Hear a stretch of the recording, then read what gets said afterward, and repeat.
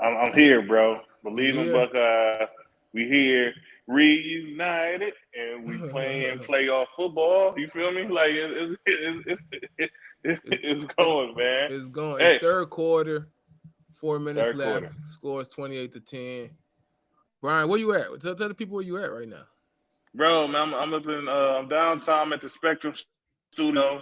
I got the post game show with my guy Andy Baskins. Um, So yeah, man, you get my opinion live. You get my opinion when it's over. In a couple of days, me and Tim, we're gonna break it down again. So if you like my opinion, or stick around. Stick around, man. Hey, just real quick though. Hey, we got a guy on our team. His name is Jeremiah Smith. Uh, Pretty good player, man. Pretty good player, man. I don't know. I don't know how much those guys cost in the fresh in the coming out of high school, man. But we got to keep that. Uh-oh. It, you Yeah, still there? I got a. Yeah, I'm here. I'm here, man. I got a phone call, man. I'm on my phone. Okay. Inspector Okay. studio, man. Getting ready for the game, and I don't know. I called my brother an hour ago. Now you want to call back now? That's a brother for you. Yeah. Jeremiah What's up, man? Smith, Where you man. at, man? I'm at home, man. I Okay. debated. I debated up until the week whether or not I was going to step foot in the shoe and make an appearance for this college football playoff game.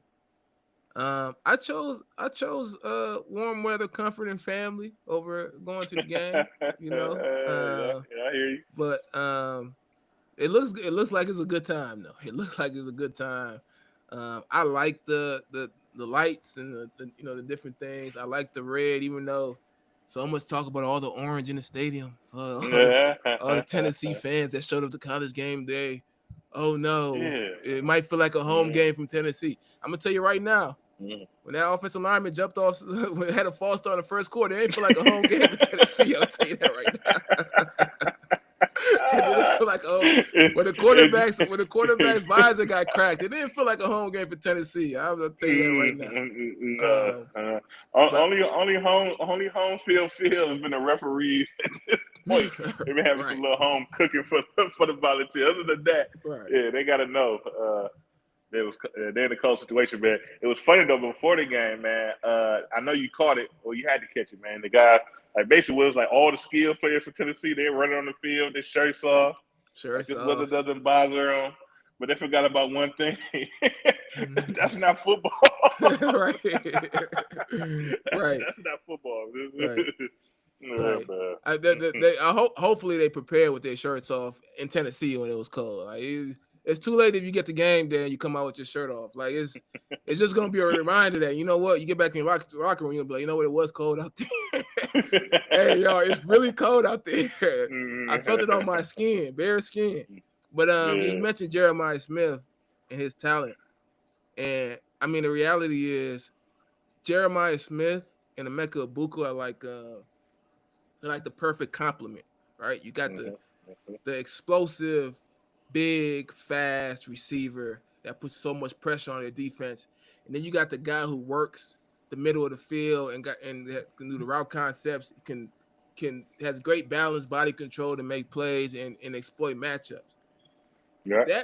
That combination, I'm not even talking, and they got a lot of other guys, right? Like, they still got Cardinal Tate as well, who can exploit a one-on-one matchup. But just those two create so much problem for a defense.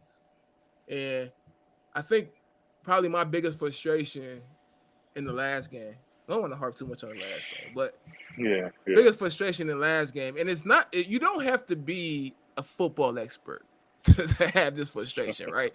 Like it's one of those things that if you've watched enough football, you just can feel that the play calling wasn't right. Like the approach to the game throughout the entire game wasn't right. But that combination, once the offense crosses the 50-yard line, as a defensive back, that combination puts so much pressure on us because it's like, man, we really got to stay on top. We really got to stay on top. We really got to stay on top. But then you got a guy who can work the middle and Hmm. kill you in the middle of the field with crossers and over routes and stuff. So you got to be aware of him. But then you got the guy who if you just throw it up there, can make a play. So I like the approach this game because they've made it a point. They cross the 50, they get in plus territory, they get in position that a deep ball puts you right there at the end zone. They're taking it. They're taking it, right? Every That's time, right. every time they're taking it. They got a deep guy going deep, and they got a Carnell Tate or a Emeka Buka working the middle of the field, working the crossing routes, working the over routes. And the reality is Tennessee is playing coverage, and guess what? It's still open. Like, you know what I'm saying? Like, it's still open. Carnell Tate just catches one on the sideline. I'm guarantee you there's guy streaming down the field and Jeremiah Smith that they got to stay on top of. And now you got a guy wide open across the field. That's just hard to stop because of the talent that they got for real. And then gotta take the shots. No, that's for sure. But it all starts with protection, right?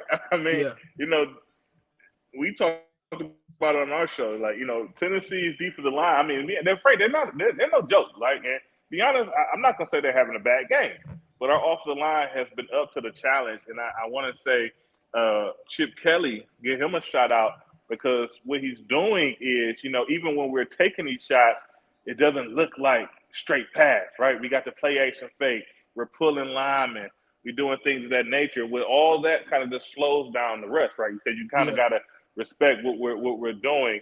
And if we were just playing, I don't know, NFL straight up blocking these guys, you may see a little bit more pressure.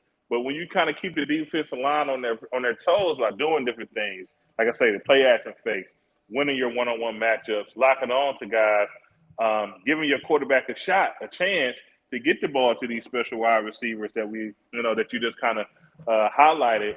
It all works hand in hand. So they're playing well, man. I mean, overall, they are playing a solid game. Solid. To your point, let's make no mistake about it. Tennessee is a top 5 defense in college football. Tennessee is a top 5 defense in college. I don't care what this game score ends up being. Tennessee's defensive front is top 3 in college football in terms of production. And Tennessee's defense, I say top 5 just to give them some leeway, but they're really top 3. The top 3 defense in college football, and that's the reality. So what Ohio State is doing, they're doing it against a top defense. And I talk a lot about, all the talk about SEC, who belongs in the playoffs and whatnot. I'm kind of trolling, right? Tennessee belongs in this playoff. Because they've produced all year. Their defense have kept them in many games and gave the offense a chance to win these games. What we're seeing today is a good football team on the road in a Big Ten environment in the cold weather that has to deal with guys like Jeremiah Smith, Emeka Buka, Will Howard, who's a veteran quarterback, Travion Henderson, Quinshaw Junkins, and what you talked about in Chip Kelly being able to manipulate the offense in a way to slow down a major strength in Tennessee's defensive line, to not give them the same look every time, to make them a little bit of a step slow. They're still getting pressure at times. They're still big guys. They're still talented, but they're being overwhelmed by the diversity of talent on Ohio State's offense. That's right. The diversity of talent on Ohio State's offense, which is Ohio State's strength, and where they struggle is when that diversity isn't utilized. Right? It sounds like a self struggle, right? Right. And obviously we hate to keep bringing up the last game, but it still hurts that we just didn't get to see this. We didn't put this pressure on the team up north with our diversity of guys by simply going out and really executing and calling, giving our guys the opportunity, the shot, we call him a playmaker, give him a shot to make the play, by just kind of sticking to one thing that essentially wasn't having much success for the day. So, I mean, obviously, with our staff, they always say the right thing, right? And they're smart guys, and like we said, we kind of praise Dave for sometimes, maybe saying a little bit too much and kind of, putting a little bit of too much out there when he comes to the podium. But, I mean, you guys are backing it up today, man. I mean, Tennessee has 10 points, and like I said, we could argue how and why they got those 10 points. Yeah. I think I'd say one solid drive out of them, but our offense is really like this kind of like keeping the foot to the gas and laying on these guys physical. man. Physical, difficult, being this tough football. And hell, it's equaling touchdowns. I mean, shit. Right. We scored points, man. And yeah, I mean, and right here, I mean, we just scored another one. They just put the D tackle, who's an NFL player. That guy's gonna play in the NFL. They put him in the end zone. 3-yard Yeah. drive, hit the hip. They just And kind of had the replay. You see it. That's Big Ten football. Big Ten That's physical football. football and getting the job done. Another touchdown there. I don't even know who scored. Was that Justin? Was that Henderson? I don't even know. It That was didn't matter. Jenkins. Yeah, that I the could have offensive scored line. that one. The offensive line scored that touchdown. That's all. The They- offensive line scored the touchdown. Yeah. Oh, that one right there, man. Pretty. David Crow says he's impressed with the O-line play tonight. Yeah, me too. Me too. And you know, you mentioned it, but the coach has to help out the offensive line, right? The coach, Yeah. I mean, you want guys to be able to hold up in one-on-ones, et cetera, et cetera. But you have to be able to give them the opportunities to take some pressure off them in certain situations. Throw some screens, throw some short passes, et cetera, et cetera. And then, you know, when you get in position and make a play, let them do what they do best. Push guys off the line and go score a touchdown.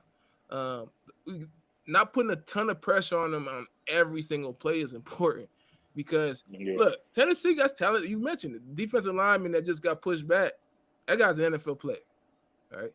Yep. We can't be naive. No question about it. Yeah, we can't be naive and think that, you know, these teams don't have talented players that can win one-on-ones. They do.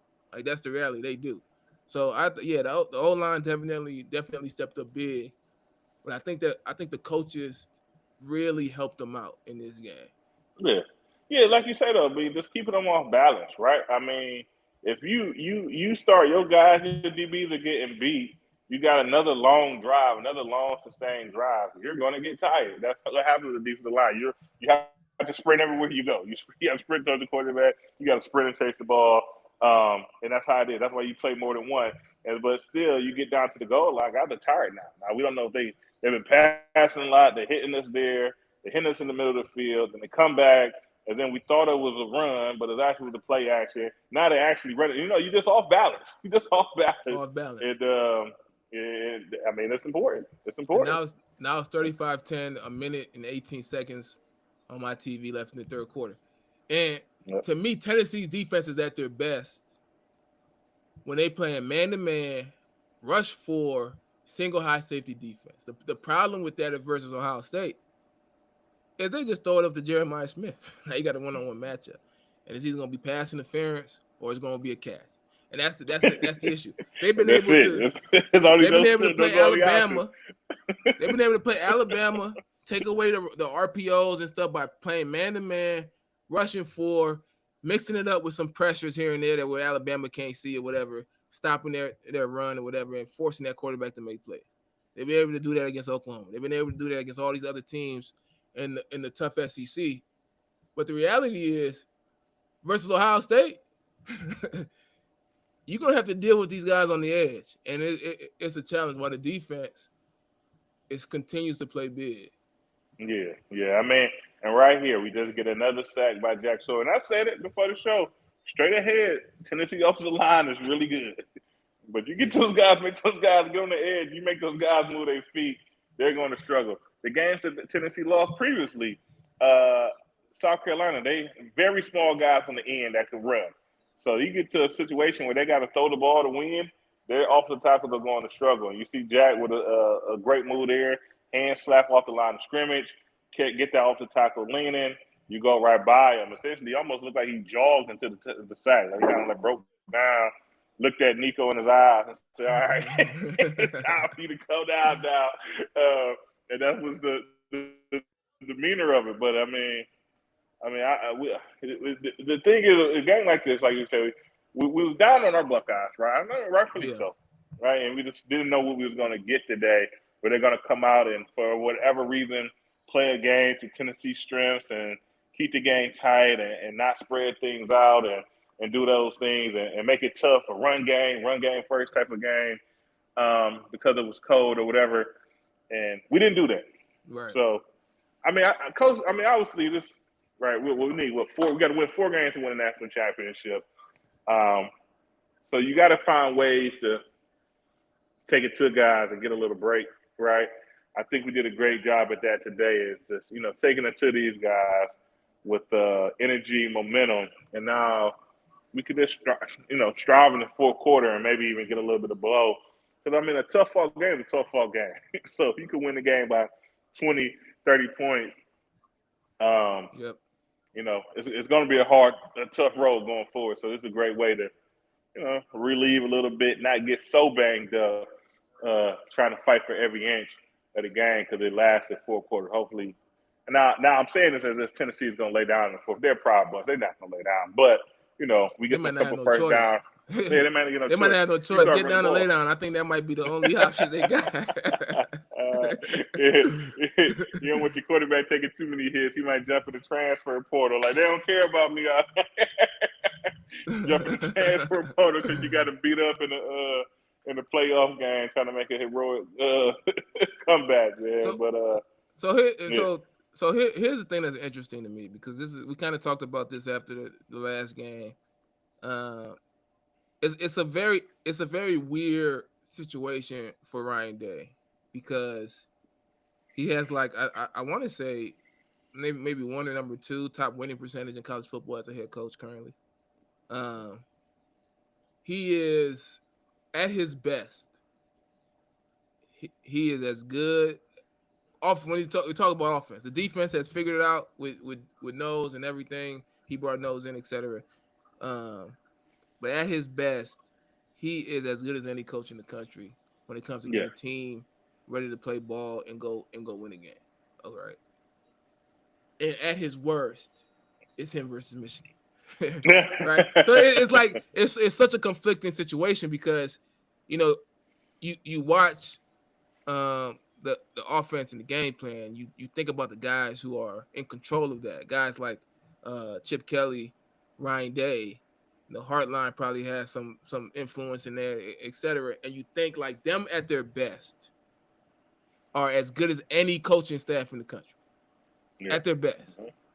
Which is probably the thing that hurts me the most, is like, man, I know this feels uncharacteristic of you in that loss. So to me, I think part of this playoff run is him playing for is them playing for their jobs, for real. Just because of the amount of weight emotionally Buckeye Nation puts on the Michigan game, and rightfully so. But at the same time, I do want everybody to understand that this team has a real shot of making this of going on this run. Right? Yeah. It's right. Yeah, I mean, we take care of business today, right? We close out this quarter, and now we got the rematch that our team in their head has been looking for. I mean, maybe that's why the Michigan game was so uncharacteristic, that we was just looking so forward to that rematch against the Ducks, and it didn't happen there. But it'll happen next week if we go ahead and close this quarter out in a proper fashion. I mean, we have some Tennessee a lot to get back into this one, but so yeah, man, you're gonna have guys once again fired up. Now we on the road again, right? Oregon's a West Coast team. We play in the Rose Bowl. So we're on the road again, going out west. The weather, I mean, it could rain, right? But other than maybe a slight chance of rain, it never rains in Southern California, but maybe a slight chance of rain. Weather won't be an issue, right? And we're looking at a team that should kind of go out there, be really ready to have something to prove against an Oregon Duck team that, we play really tight. A game that I know we have to feel like we blew that game at the end. Ball literally just didn't bounce our way, and we end up losing that game. So, and it's gonna be a good one. Yeah, I want to get real quick. We got some messages. Matthew says, talking about Ryan Day, he's at his best when it seems like he just lets it loose. Yeah. I agree. It seems like he lets it loose, and I feel like when he lets it loose, the team plays freer. It's kind of a weird thing. It's not just in football. It just feels like in life, right? When you stay true to who you are and you operate with a certain level of confidence, it seems like things go better for you. Like the things that could go either way go right. For real, like it seemed weird that we felt like the coaching staff didn't really play aggressive, but then the kicker misses a bunch of field goal kicks that he should make. Right? Trevion like falls in the on a kickoff return in the ball. Like it's just like weird stuff happens when the leader or the person that up top isn't locked in and and just free. It seems like, and that, I mean that's just how it is. No. I mean, it's true though. I mean, obviously, last time we got into a playoff situation, we played against Georgia and we lost. But no one, we lost the game, and I mean, at the end, we kind of because they had a tad bit of criticism at the end, right? But everybody respected how Ohio State went out and approached that game against Georgia, where at the end of it, we felt like, man, we should have won. But before the game, most of the nation it was heads were thinking like, there's no way, right? Ohio State doesn't have a chance against this Georgia team, and he was able to get that team together. They played well. Here's Oregon. I mean, we're going on the road situation, a game that once again we probably should have won, but the defense had to kind of get their heads together, and that really what kind of kept us from staying in control of that game and losing it. But I guess real quick, I just want to talk about the job that Coach Day did with helping correct the defense, right? I mean, we've seen Coach Day had some bad defenses and how bad our defense essentially let down. I'm just gonna say C.J. Stroud in general his career.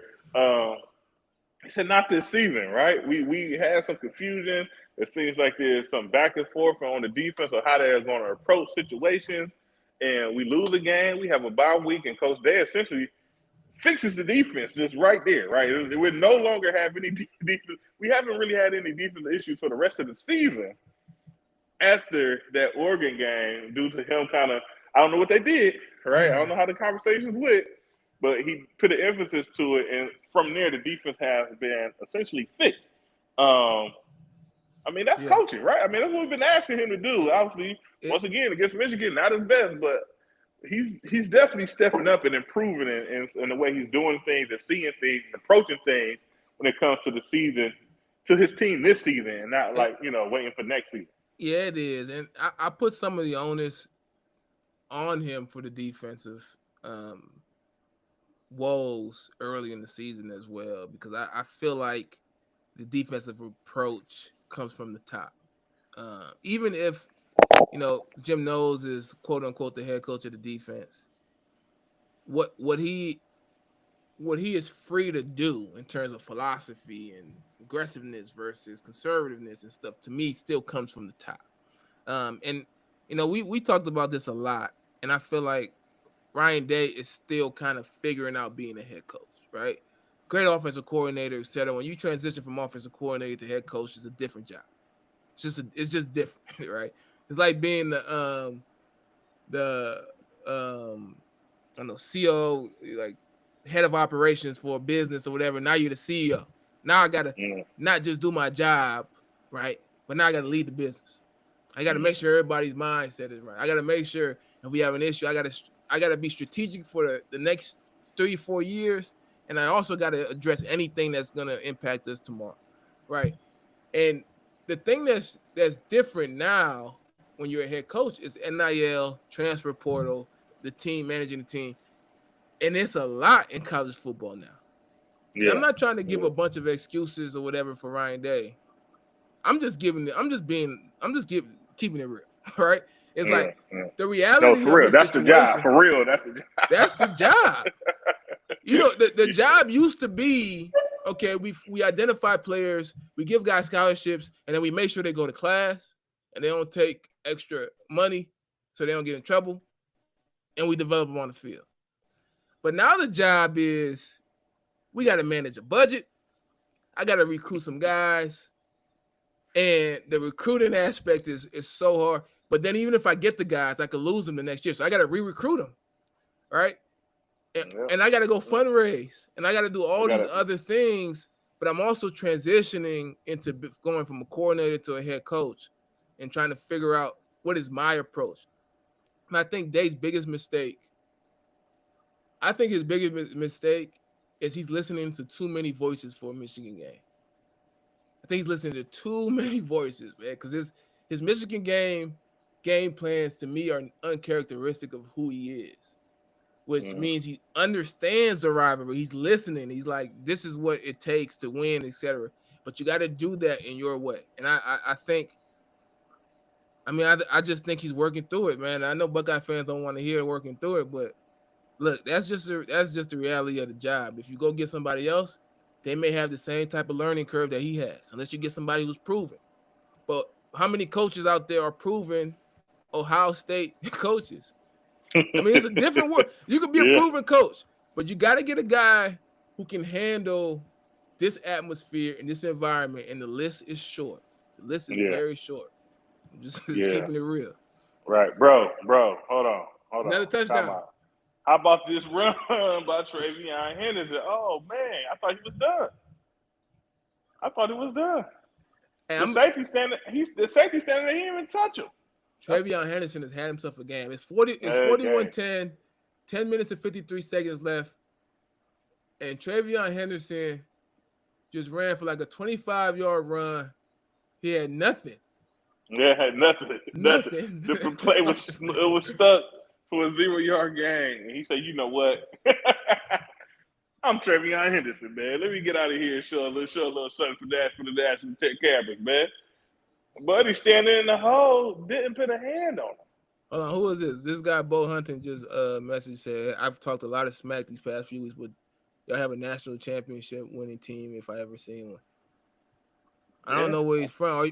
Hey, Bo, are you a Tennessee guy, or are you a Michigan guy, or what? Or are you a Buckeye? No, it sounds like a Buckeye fan to me. Yeah, Buckeye fans talk a lot of smack as well. I was like, my man. Yeah, that's true. Yeah, no. But that's true though. You look at our team, the way we could play, like the way we're playing today, right? Yeah. And the way we played in other big games, the Penn State game. Bro, if the defense is going to play this lifestyle and not make mistakes, and also affect the quarterback, and then your offense is going to hit you over the top and actually run the ball in between the tackles, not just some cute fancy we out thought you stuff, but running in between the tackles for success. Man, what else are you looking for? Like, what else is it? What else is it? There ain't nothing to it. That's the dominating team. So now the way the bracket shook out, Oregon and Ohio State are in pretty much the same part of the playoff bracket, right? Yeah. So that means Ohio State plays Oregon next game. Oregon, when we first played Oregon, I truly believe Ohio State was a better team when we first played them. Yeah. But I thought they made some mistakes on how they approach defense. Now they fixed that, but let's not lose sight of who Oregon has become throughout that time. Oregon, when Ohio State first played Oregon, was Oregon really still kind of figuring out offensively, in my opinion. It was still figuring out offensively. Oregon at the end of the season, by the time they got to the Big Ten championship, was a much better Oregon team because they're a much better Oregon offense. So you got two teams that both have improved the thing that I think they were still kind of figuring out back then. So it's gonna be a big time game, man. They got some talent. Heavyweight battle. Yeah, that's for sure. You look at Oregon and Dylan Gabriel. And we after our game, we were like, oh man, this guy had all day to throw the ball. And we got no pressure on him. And I started watching other teams play Oregon. No one gets pressure on him, man. The guy does a fantastic job at getting the ball out, staying on the move. Even if you do get back there, he has the ability. He's not Kyler Murray or anything. He's not that quick or fast, but he's close, man. He does a great job at just keeping space and keeping his passing windows open and hurting you with getting the ball downfield, also hurting you with his feet, and also hurting you with, just being able to maneuver in the pocket and just make it a little bit deflating, right? And the defense kind of got to be deflating. Like, you calling all this different stuff. You running these different looks, blitzes. packages, twists, and nothing is getting home because that's what Oregon does in Dylan Gabriel. So I mean, it's a heavyweight battle. Obviously, I still think we're the favorites. I think our team has improved as well. One drastic improvement from the Oregon game to now. I'm gonna talk about one person here. Is Sonny Styles. Sonny Styles alone, his Agreed. improvement Agreed. as a defensive player, that linebacker position, and just being comfortable and just knowing when to go and taking on guys and seeing what's happening and getting out to space to make tackles has grew tremendously. And I feel like that is still the best thing that Oregon does, is trying to keep you off balance by just nickel and diming you up and down the field until you give up something big. So we're better too. We're improved too, I would say. Agreed. John in the chat says Oregon's gonna get punched in the mouth, and I mean, to beat them, that's what you got to do. So, to me, defensively, you got to you can't start looking at Oregon making plays against all these teams and start thinking, man, those receivers are so explosive. They're really good. You know, we don't want to do what we did last time. Like, you have to continue to be aggressive. You have to be able to play man coverage. You have to be able to go up and press those guys. Because if you sit back, that's how you give up those explosives. Like, you have to attack them. You have to continue to stay true to who you are. And I think if they do that, they could put pressure on that offense in a way that can put pressure on the quarterback, force him to have to go through a couple reads and hit him a few times. And that's what we didn't do in the first. Sack fumble. JT. Sack fumble. And man, I think I look like they got it. Tennessee got it back. But yeah, man. Tennessee look like they doing something weird with their snap. It's almost like they snapping the ball and like three linemen start to play, but then the other guys take like a second or so to realize that the ball has been snapped. It's kind of funky looking, right? It's the silent count, man. It's got to be some trickiness with the fact that they can't hear, right? Right? Yeah. With the 20,000 fans ain't blunting the sound of the other 85,000 that's in the shoe. And JT hitting them with some pass rush moves now, man. Hitting them with some moves, man. He's putting them in the blender right now, man. Yeah. I mean, obviously this is not Tennessee strong, so they want to run the ball. They want to play great defense, and obviously this is just completely out of their wheelhouse. On the road, having to throw every down. This is, if they was writing a playbook on how the day was going to go, this was not it by any means. No. But that's what happens when you play a Ohio State team that's fired up, motivated, and be frank, these guys are embarrassed, right? These guys are an embarrassed bunch, man. So this is embarrassing. And I know Tennessee's an SEC team, but they're not used to this, man. No. When was the last time Tennessee had a meaningful season that competed for anything? Peyton Manning? No. Right? Right. No. It's been a while. So while we talk about the SMUs and the Indianas, Tennessee's new to this too. This isn't. They hadn't been here before. Right. Exactly. Yeah. They had to be. They had a good season. 10 wins. It's a good football team. Second year quarterback. They right. And they did a lot of great things this season. And I guess you don't want to overlook that. But once again, Tennessee had to be pleased with the season, happy they made the playoffs, but they didn't have the same, I guess, national championship aspirations like our Ohio State Buckeyes did going into the season. By no means, right? By no means.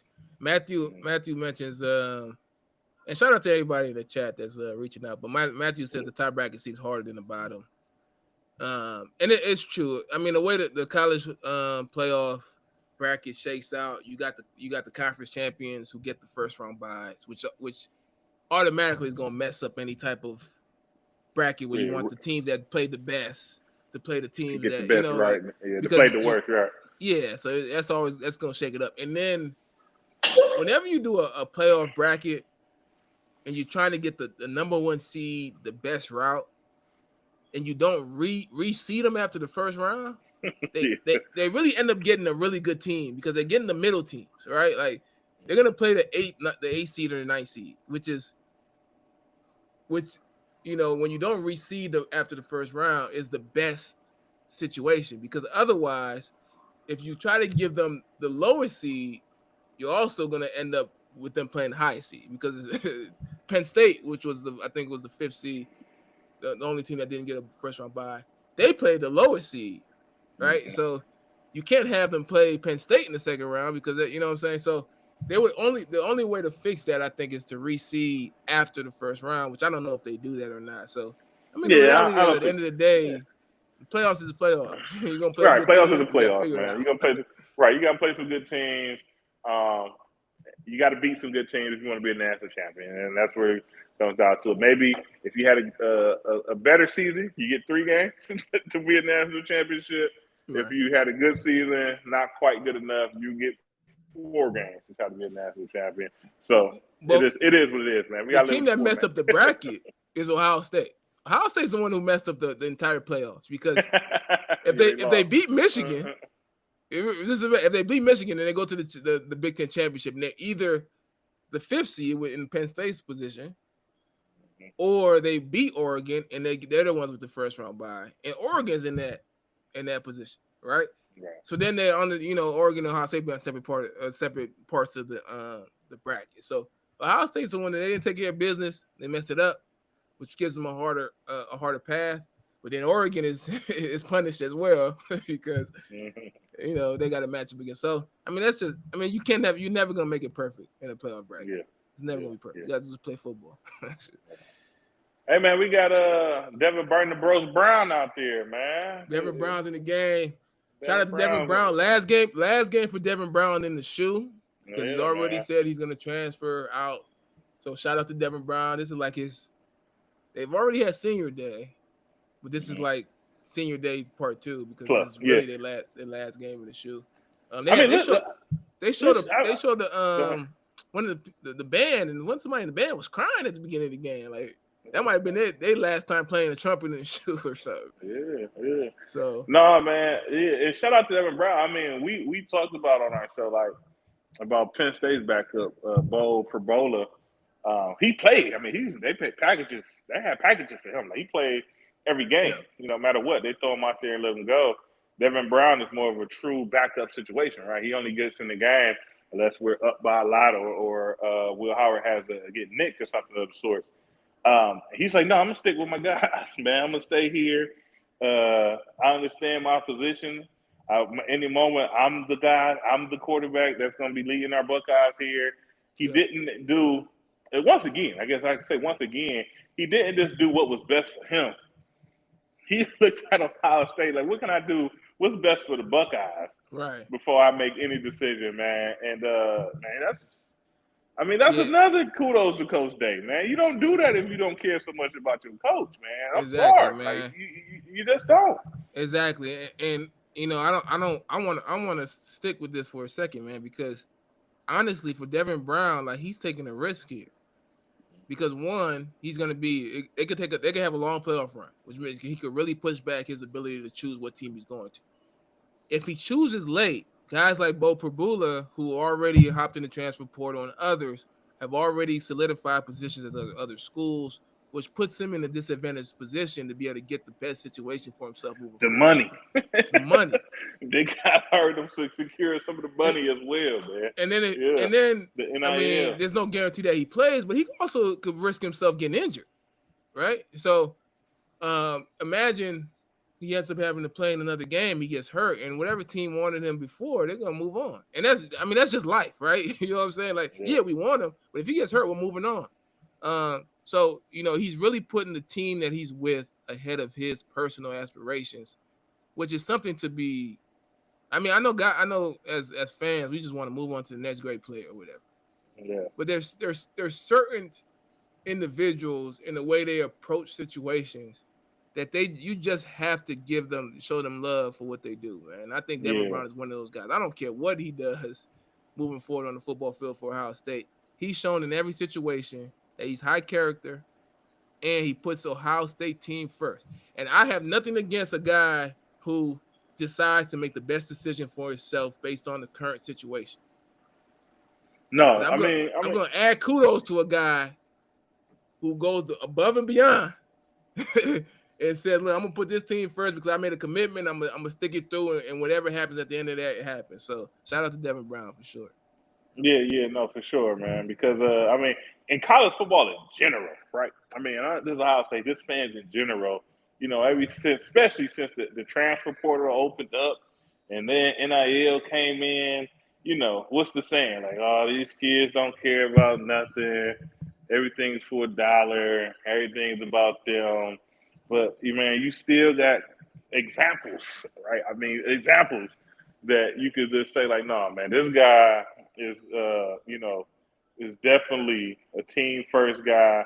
This guy really cares about the university. He cares about what's happening to his team, his Yeah. brothers that he went out and worked out with it and got himself prepared for. Man, I mean, yeah, man, just hats off to him. Best of luck. Obviously, we hope everything goes well.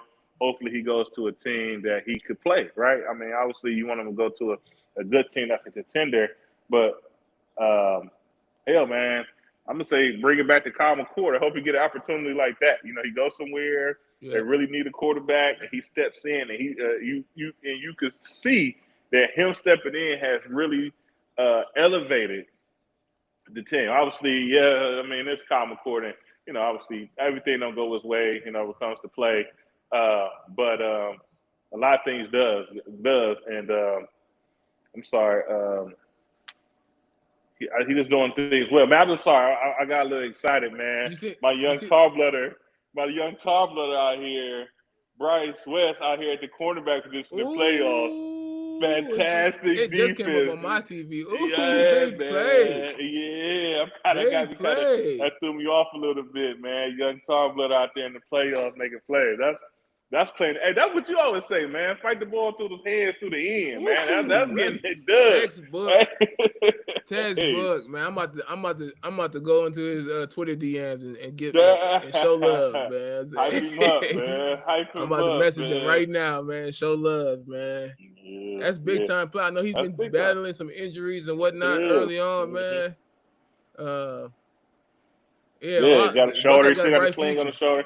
Yeah, man. Yeah, and obviously, we've been talking about it. We missed out on a couple of DBs, but I'm like, hey, we got some DBs on the roster, man. We got some guys, man. Get some guys out there, man. Get some guys out there. So I want to wrap this up, man, but I want to make sure that this is stated. All of the Lane Kiffins, the Feinbaum or Paul Finnum, however you say his name, right? Feinbaum. The Herb Streets and the Nick Sabans. I respect all of them. But when y'all start talking about who should be considered for a college football playoff and who shouldn't, let's start with the SEC teams. Listen, if you're gonna cape for the SEC, make sure you clean up your own room first. Get your house in order first before you start talking about the Big Tens and the ACC teams and the Big 12 teams and the SMUs and the Indianas. SEC, ESPN, make sure you got your own house in order. Look, Tennessee, again, I'm not taking nothing away from Tennessee. I think they're a good football team. They got some NFL talent on their team. They're a top 5 defense in college football, which means they have solidified their spot as a playoff team. I have no problem with their ranking. They even have an argument to be a higher seeded team, in my opinion. But they got blown out on the college football playoff stage. And that's evidence that teams get blown out on college football stage. It does not mean that they don't belong. It doesn't mean it. So don't start coming for Indiana. Don't start coming for SMU. They don't belong. Yeah. Don't start coming for. Get your house in order first before y'all start talking about all these other teams. All right. I can't wait to get Lane Kiffin on the Believe in Buckeye podcast so we could talk about how Ole Miss fell short yet again from an ability to compete for a playoff because they just didn't play good enough. That's just the reality of it. Close us out, that's B. It, man. But yeah, man, that's it, man. Yeah, close us out, man. Close us out. Catch us. Thanks for listening to the live stream. We're feeling good tonight. We're going to celebrate this and get ready to head out west. But catch us here in a couple of days on Believe in Buckeyes, the podcast, man. We break things out again. Maybe talk a little bit more about this Oregon game. And if you got Spectrum Cable, tune in Like I said, I'm be with my guy Andy Baskins. We're gonna break down this. We're gonna have some highlights. We're gonna enjoy it, and then we also get some of the post game speeches from Coach Day and some of the players that stepped to the podium afterwards. So it's a good night to be a Buckeye. Yes, it was a little cold. Tennessee did not take over our stadium. They will not be planting the flag, but they will be traveling back south and enjoying their Christmas with their family because the season's over, right? So that's it for us, man. We're gonna end this as always with an OH. Yo. Go Bucks. See you guys soon. All right, bro.